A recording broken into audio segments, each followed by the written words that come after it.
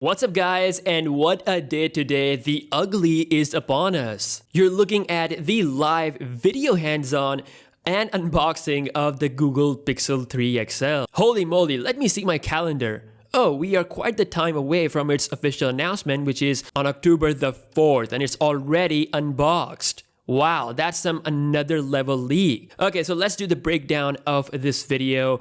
This guy opens the box, he finds all the accessories and paperwork, everything that you would normally expect in a phone's box.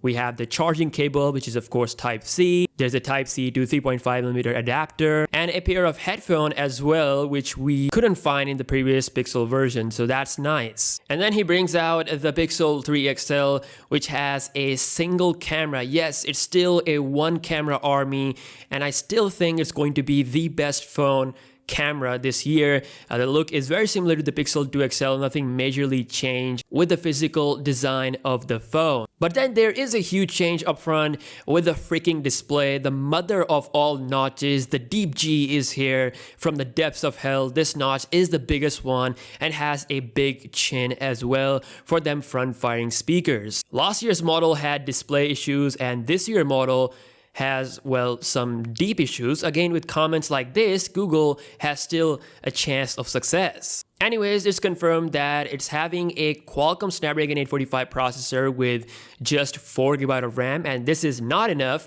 I mean, in 2018, we should have 6GB of RAM with the base model. It should be the standard now, but the Pixel 3 XL could be using the new faster 4GB of RAM from Samsung.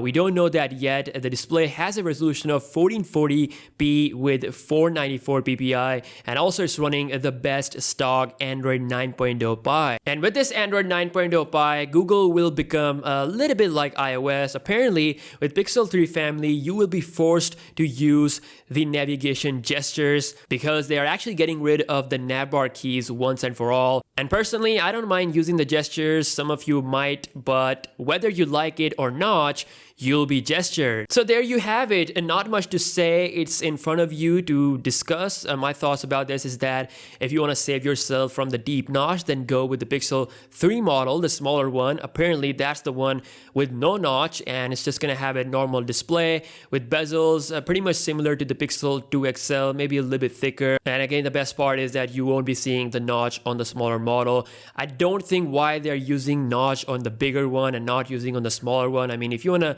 go with the notch, then go all the way. Like, look at Apple going with the 10 Plus and 10, but Google is just bringing the notch to the important XL model, which has the bigger battery. So yes, you will lose on battery size as well if you go with the smaller one, but most of the specs will be same. Anyways, let me know your thoughts. Again, it is a big discussion day about the 3 XL, and yeah, I will catch you guys in the next one. Peace out.